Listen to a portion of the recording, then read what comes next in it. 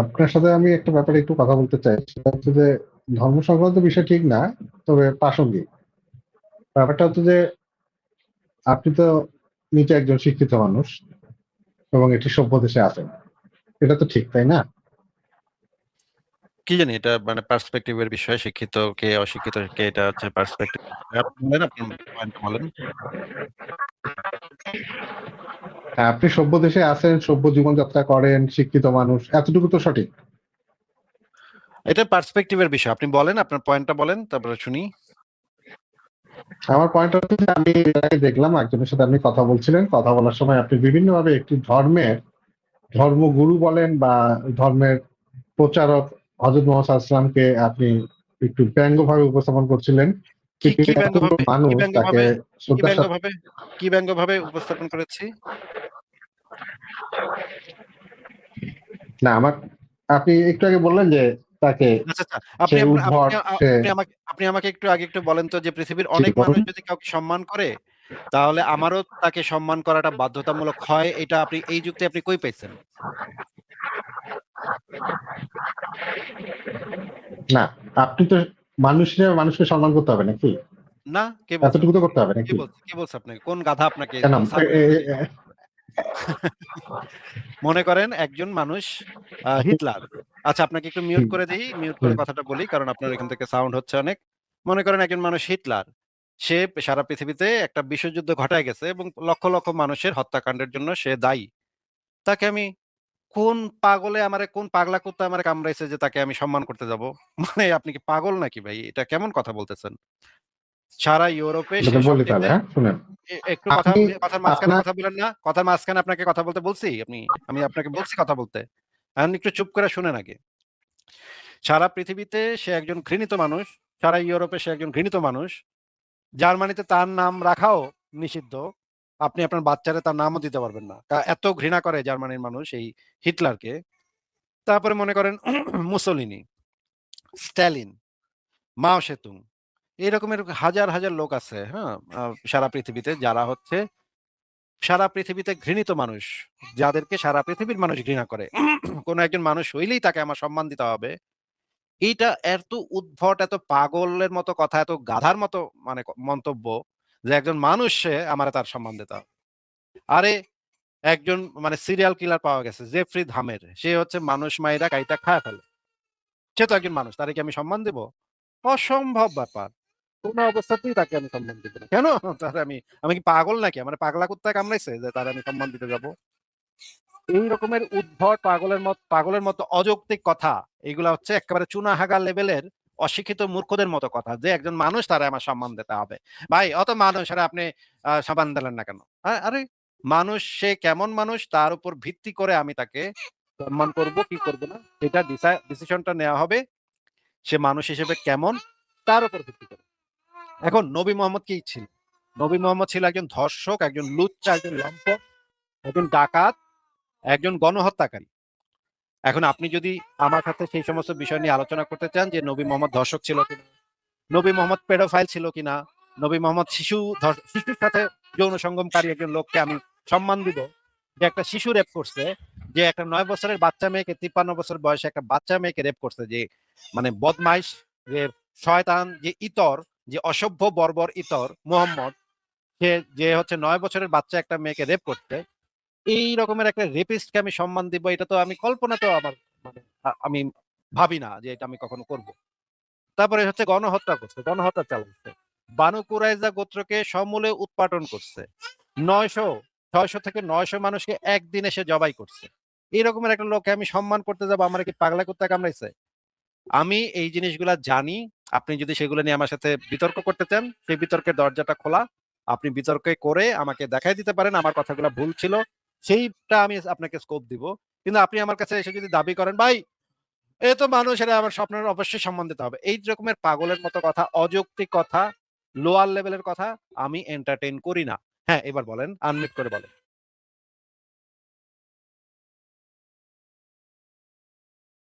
হ্যাঁ, আপনি এবার আনমিউট, আচ্ছা আপনাকে আনমিউট করে দিচ্ছি।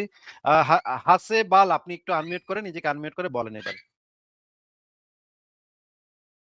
হাসেবাল নিজেকে আনমিউট করেন, দেখেন মাইক্রোফোন বাটন আছে, আপনার কথা শোনা যাচ্ছে না, আপনার নিজেকে আনমিউট করতে হবে, তারপর আপনার কথা শোনা যাবে, আপনি আনমিউট করে কথা বলেন। হাসেবাল, আপনাকে তো বলা হচ্ছে যে আপনি এখন নিজেকে আনমিউট করে কথা বলতে পারেন, এখন আনমিউট করে কথা বলেন। এখন আর আপনি আনমিউট করতেছেন না। দেখেন, নবী মোহাম্মদ ছিল একজন পেডোফাইল, একজন শিশু ধর্ষক, শিশুকামী, হ্যাঁ, লুচ্চা, দাসীদের সাথে লাগালাগি করত।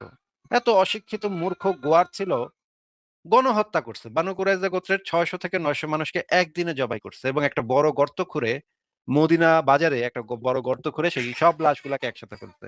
এরকমের একটা শতাব্দীর কুখ্যাত একটা ডাকাত সর্দারকে আমি কেন সম্মান করতে যাব? এরকমের পাগলের মতো কথা। আমি তো এটা বুঝলাম না কেন আমি সম্মান করতে যাব। মানে সে যে সম্মানের উপযুক্ত শুধুমাত্র তো তাকেই সম্মান করা যায়। যে উপযুক্ত না তাকে আমি খুদাই কেন সম্মান করতে যাব? আশ্চর্য।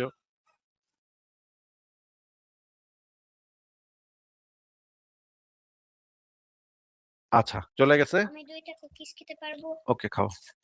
2টা। 2টা খাবে? ওকে, ঠিক আছে, খাও। বাবা, তুমি একটু ঋষভের সাথে খেলা করো, আমি শেষ করি। ঠিক আছে, পরের জনকে যুক্ত করি। মানে আপনি তো শিক্ষিত দেশে আছেন, শিক্ষিত একজন মানুষ, আপনি তাহলে আমার নবীকে পেডোফাইল কেন বলেন? আরে, আপনার নবী পেডোফাইল এই জন্য পেডোফাইল বলি, শিশুকামী এই জন্য শিশুকামী বলি, গণহত্যাকারী এই জন্য গণহত্যাকারী বলি। আমি এভিডেন্স দেখাবো। আপনি যদি, আপনার যদি সামর্থ্য থাকে, আপনার কেন, আপনাদের মানে সমস্ত আলেমরা মিল্লা যদি সামর্থ্য থাকে, আমাকে ভুল প্রমাণ করেন। ভুল প্রমাণ করতে পারলে আমি তখন সেটা অ্যাকসেপ্ট করব। কিন্তু ভুল প্রমাণ করতে পারবেন না। তাহলে তো আর, আচ্ছা, আবার আসছে। হাসেবাল, আপনাকে আবারও যুক্ত করা আছে। আপনি আনমিউট করে, আপনি কি আমার কথাগুলো শুনতে পেয়েছিলেন? আনমিউট করে বলেন। লাইনটা কি কেটে গিয়েছিল না কেটে দিয়েছিলেন? না, লাইনটা কি কেটে গিয়েছিল না কেটে দিয়েছিলেন? আমি আপনাকে আপনার কথা শুনতে পাচ্ছিলাম না, তখন আপনাকে আমি বের করে দিয়েছি। আপনি আবার এবার আপনি কি আমার কথা শুনতে পেয়েছিলেন সবকিছু? হ্যাঁ, মোটামুটি অনেকটাই শুনেছি। এখন আচ্ছা, কি আমি বলতে পারি? হ্যাঁ, এবার আপনি বলেন, যদি আপনি, আপনার কোনো যুক্তি থাকে। প্রথমে আপনি এই যুক্তিটা আমাকে বুঝান যে কোন একজন মানুষ হলেই তাকে আমার সম্মান করতে হবে, এইটা মানে কোথা থেকে পাইছেন আপনি?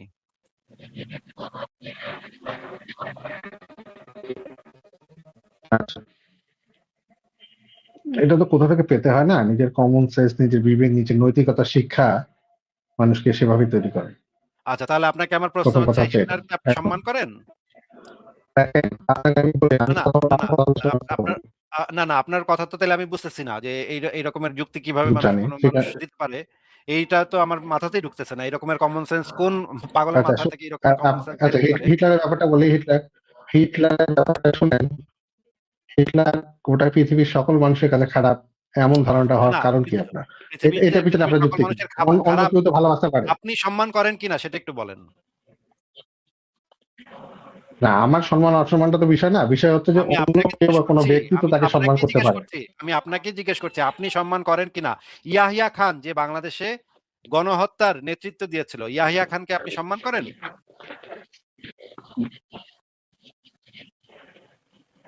এটা আপনাকে আমি স্পেসিফিক উত্তর দিব না। আচ্ছা, ঠিক আছে, তাহলে আপনাকে আরো স্পেসিফিক করে দিই। তর্কের খাতিরে ধরে নেন, আপনার একটা 6 বছরের না, মেয়ে আছে, আমার কথা তাকে সেটা না। আপনি একজন, পোস্টে চলে যাচ্ছেন কেন? ভাই একটু কথাটা শুনেন, আগে প্রশ্নটা শুনেন। তর্কের খাতিরে আমরা শুধু যুক্তি তর্ক করার জন্য একটা আহ, চিত্রনাট্য বা প্রেক্ষাপট আপনাকে দিচ্ছি, আপনি একটু চিন্তা করে আমাকে উত্তর দেন। মনে করেন আপনার 6 বছরের একটা কন্যা আছে, সেই কন্যাকে একজন লোক ধর্ষণ করেছে।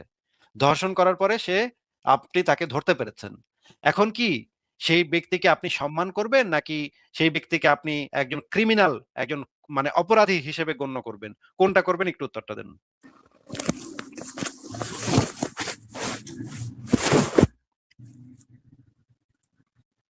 হাসেবল ভাই, আপনি একটু উত্তরটা দেন।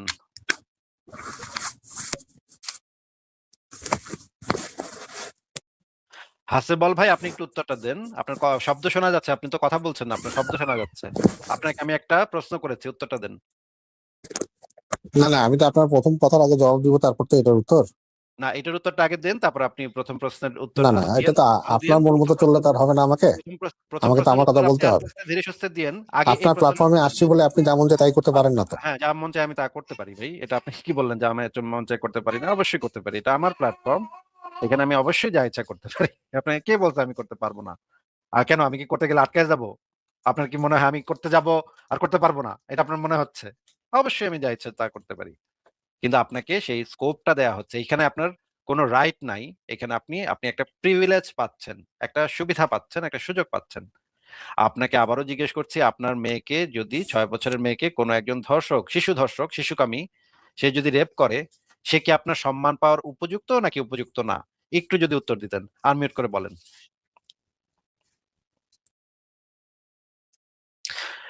ঠিক আছে, আরেকটা জিনিস দিচ্ছি। মনে করেন হচ্ছে গিয়ে ইসরায়েলের যে মানে নেতানিয়াহু, সে তো এখন গাজাতে অনেক মানুষকে অনেকদিন ধরে ইরানে এবং গাজাতে অনেক মানুষকে হত্যা করেছে। আপনি তো নেতানিয়াহুকে খুব সম্মান করেন, তাই না ভাই? কারণ সে তো একজন মানুষ, তাকে তো আপনার সম্মান করতেই হবে। আপনার যুক্তি বলে যে যেহেতু তাকে অনেক মানুষ সম্মান করে, নেতানিয়াহুকে ইসরায়েলের অনেক মানুষ আছে যারা সম্মান করে, আমেরিকারও অনেক মানুষ আছে যারা সম্মান করে, তাহলে যে মানুষকে অনেক মানুষ সম্মান করে তাকে তো আপনি সম্মান করতে বাধ্য হয়ে যান নাকি? কি বলেন? আপনার যুক্তি কি বলে? না না, আমার সম্মান করা না করা তো কিছু, মানে যখন কাউকে সম্মান করবে সেই সম্মানটাকে তো বিপরীত পক্ষকেও সম্মান প্রদর্শন করতে হবে, তার কে যুক্তিকে, বলেছে তার আপনাকে এটা? তথ্যকে। এই যুক্তিটা কি? এটার পেছনে যুক্তিটাই জিজ্ঞেস করছি ভাই। আপনি আমার কথা বোঝেন না। আমি আমি জিজ্ঞেস আমার করছি মনে যে হচ্ছে আপনি অনেক বুঝতে মানুষ, পারতেছেন না। আমার কথা অনেক হচ্ছে, মানুষ শুনেন আপনাকে আমি বলি। আচ্ছা, আবার আপনাকে আমার মিউট কথা করে শুনেন। দিয়ে আপনি আমার কথা আগে ভালো করে শুনে নেন। মনে করেন একটা খুনি, ধর্ষক, লুচ্চা, লম্পটকে অনেক মানুষ সম্মান করে। তাকে আমারও সম্মান করতে হবে। আমি তাকে সম্মান করতে বাধ্য। এটা কোন বলদে আপনাকে শিখাইছে? এই রকমের চুনাহাগা অশিক্ষিত মূর্খের মতো মানে যুক্তি এটা কোথায় পাইছেন আপনি? মনে করেন হিটলারকে ১,০০,০০০ মানুষ সম্মান করে। নেতানিয়াহু, ধরেন আপনার জন্য নেতানিয়াহুর উদাহরণ দিচ্ছি। নেতানিয়াহু তো আপনি নিশ্চিত তাকে হেট করেন। আমি নিশ্চিত আপনি তাকে হেট করেন। ডোনাল্ড ট্রাম্প, তাকে অনেক মানুষ ঘৃণা করে।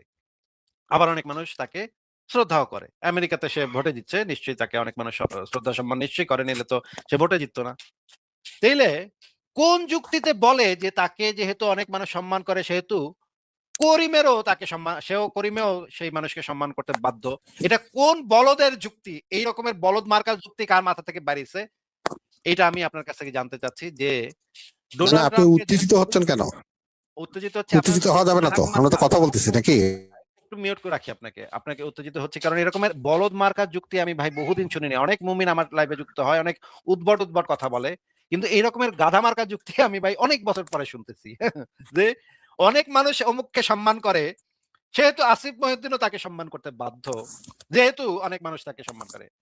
ভারতে একজন বাবা পাওয়া গেছে, সেই বাবা মেয়েদেরকে রেপ করত। সেই বাবার অনেক অনেক ভক্ত, লক্ষ লক্ষ ভক্ত অনুসারী, সারা ভারত ছড়ায় ছিটায় তার ভক্ত অনুসারীর কোনো সীমা পরিসীমা নাই। তার নাকি ১২,০০০ কোটি টাকা তার ব্যাংকে পাওয়া গেছে। সে মেয়েদেরকে নিয়ে রেপ করত। মেয়েদেরকে একটা ঘুমের ওষুধ খাওয়ায় রেপ করত। এখন যেহেতু তার অনেক ভক্ত অনুসারী, তাকে আসিফ মহিউদ্দিনের সম্মান করতে হবে। এই টাইপের বলদ মার্কা যুক্তি কার মাথা থেকে বাড়িছে? এই জিনিসটা ভাই আমি একটু জানতে চাই। এবং কোন যুক্তিবিদ্যার কোন সূত্র অনুসারে এটা আপনি পাইছেন, এটা আপনি বাইর করছেন, এটাও ভাই আমি জানতে আচ্ছা, চাই ভাই। বলি বলি, হ্যাঁ, হ্যাঁ, বলতে চাইছি হ্যাঁ, আপনার। হ্যাঁ, বলেন। আচ্ছা, আপনি এই বাগধারাটা পড়ছেন যে পাপকে ঘৃণা করো, পাপীকে নয়? পড়ছেন? বাগধারা আমি বুঝি না ভাই। বাগধারা, বাগধারা তো কোনো পড়ছেন মানে কথাটা যুক্তি না। সারমর্ম বুঝেন? ভাই বাগধারা তো কোনো যুক্তি না তো ভাই। বাগধারা হ্যাঁ, এই পক্ষেরও বাগধারা আপনি পাওয়া যায়, ওই কৃতকর্মটাকে ঘৃণা করেন। ধরো ভাই, আপনাকে মিউট করে রাখি আবার। এই পক্ষেরও বাগধারা পাওয়া যায়, ওই পক্ষেরও বাগধারা পাওয়া যায়। বাগধারা হচ্ছে লোকে যেটা কি বলে, আপনি তো ধরুন মানে মাতৃস্ত বন্ধ। ছাগল, ধরুন ছাগল কোথাকার, মানে বলদ নাকি আপনি? বাগধারা দিয়ে আপনি কোনো একটা যুক্তি উপস্থাপন করতেছেন। বাগধারা এটা কি তো জিনিস? নর্মাল কমন আরে সেন্স। ধরুন আপনি তো ছাগল কোথাকার, ধরুন ছাগল কোথাকার, বলদ কোথাকার, চুনাহাগা বলদ কোথাকার, অশিক্ষিত মুমিন কোথাকার। আমি যেটা বলতেছি সেটা ভালো করে শুনেন। বাগধারা হচ্ছে একটা জনগোষ্ঠীর ভিতরে যেই কথাটা মুখে মুখে কি প্রচলিত ভাই, এগুলা হচ্ছে। মূর্খ মূর্খ যুক্তি দিয়েন না তো। বলদ, এই যে আপনি যে বলদ, এটা তো আমাদের দর্শকরা সবাই দেখতেছে, সবাই শুনতেছে। হ্যাঁ, এই রকমের চুনাহাগা মার্কা, বলদ মার্কা যুক্তি তো আমিও বহুদিন শুনি নাই। হ্যাঁ, আপনি নিজেকে আনমিউট করেন না, আপনাকে তাহলে মানে মানে একদম করে তখন কথা বলতে হবে। হ্যাঁ, একতরফা কথা বলেন, হ্যাঁ, একতরফা কথা বলেন। একতরফাই কথা একতরফা বলবো। কথা বলা যাবে না তো। একতরফাই কথা বলবো ভাই, একতরফাই কথা তো বলবো ভাই, একতরফাই অবশ্যই কথা বলবো। বাগধারা হচ্ছে একটা জনগোষ্ঠী মানে দীর্ঘদিন ধরে যে জিনিসটা বইলা বইলা আসতেছে, অনেকদিন ধরে বইলা বইলা আসতেছে, সেইটা একসময় বাগধারাতে পরিণত হয়। প্রচলিত কথা, বাগধারা তো সত্য নির্ণয়ের কোনো মাপকাঠি না, বা যুক্তি নির্ণয়ের কোনো মাপকাঠি না। ভাই আমাকে একটা বাগধারা আছে, এই বাগধারা অনুসারে এটা তো কোনো যুক্তি না রে, মানে বলদ কোথাকার।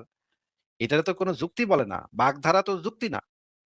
হ্যাঁ, মানে এই চুনাহাগা বলদ গুলা কোত্থেকে যে মাদ্রাসা থেকে পাছা চুলকাইতে চুলকাইতে এগুলো উঠতে আসে, তারা মনে করে একটা বাগধারা মনে হয় একটা ধ্রুব সত্য। বাগধারা মানে কোনো ধ্রুব সত্য না। বাগধারা হচ্ছে মানুষ যেটা মুখে মুখে বলে, প্রচলিত কথা। মানে কইতে আসে এই সমস্ত বলদ, জন্মায় কেমনে? এগুলার বাপ মায় কি জন্মের সময় আয়োডিন যুক্ত লবণ খায় নাই? এই জন্য এই সমস্ত লোয়ার আইকিউ মানে বাচ্চা কাচ্চা পয়দা হয়। ভাই আপনারা জন্মান কেমনে, এটাই না একটা অদ্ভুত বিষয়। আপনারা জন্ম হন কেমনে? হ্যাঁ, অতি অদ্ভুত বিষয়। আমি না অবাক হই এটা ভেবে যে আপনারা জন্ম হন কেমনে। মানে এত লোয়ার আইকিউ, এক বাগধারা। সে হচ্ছে যুক্তিতে বাগধারা নিয়ে আসছে। ভাই এটা তো বাগধারার ভিতরে আছে, বাগধারার ভিতরে পড়ছি আমি। হ্যাঁ, হ্যাঁ, লোকে যারে বড় বলে বড় সেই হয়। আমার বড় সেই না, বড় নিজে যারে বড় বলে এটা আমি পড়ছি বাগধারার ভিতরে। আরে বাগধারা কি সত্য নির্ণয়ের মাপকাঠি নাকি? বাগধারার ভিতরে এই ধরনের কথা পাওয়া যায়, আবার উল্টা ধরনের কথা পাওয়া যায়। মানে কইতে আসে এরই, মানে জন্মায় কেমনে? বাগধারা হইতেছে তা, এখন বাগধারা দিয়ে আমরা যুক্তি নির্ণয় করব। বাগধারার ভিতরে কি বলছে, পাবলিকে কি বলছে সেটা।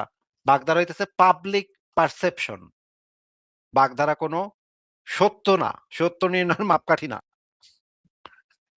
আহ, আবারও সেই পুরোনো প্রশ্নে ফিরে যাচ্ছি যে ওই যে বাবা রামদেব নামক যে ভারতের যে বাবা পাওয়া গেছে, সেই বাবাকে কি আমার সম্মান করাটা বাধ্য, আমি সম্মান করতে বাধ্য?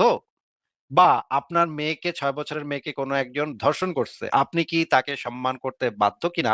এই প্রশ্ন দুটোর উত্তরটা দেন, বলেন।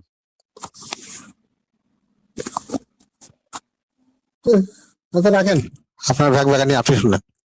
আচ্ছা, আপনি তো ওই যে সাইদ না, আপনি কি সাইদ নাকি সাইদ হাসান নাকি? আমি সাইদের বাপ। আহ, সাইদের বাপ আপনি, মানে বুদ্ধিমত্তা একই লেভেলের সাইদের তাই তো? বাপ ঠিক আছে, ঠিক আছে, তাহলে ঠিক আছে, সাইদের বাপ পেলে ঠিক আছে। বুদ্ধিমত্তা তো আপনার সাইদের থেকে হয়েছে। কম নয়।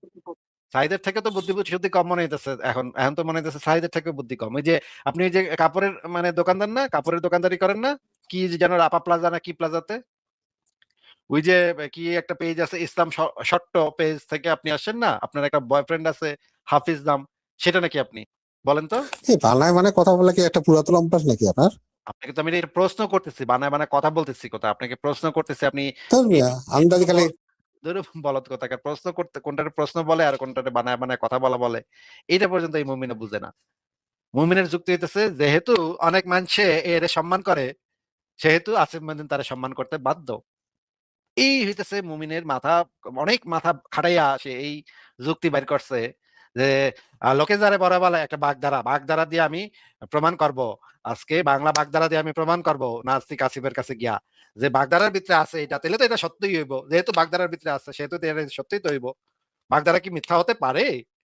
ওয়াও, মুমিন বান্দা কত বুদ্ধিমান, কত বুদ্ধিমান! এর তো বুদ্ধিতে মনে করেন বুদ্ধিমত্তার নোবেল পুরস্কার দেওয়ার কাম আর কি। একটা নতুন ক্যাটাগরি খুলতে হবে, সুনাহাগা বুদ্ধিমান মুমিনের ক্যাটাগরি। এই ক্যাটাগরিতে আপনাকে নোবেল পুরস্কার দিতে হবে ভাই। হ্যাঁ, সুনাহাগা মুমিন।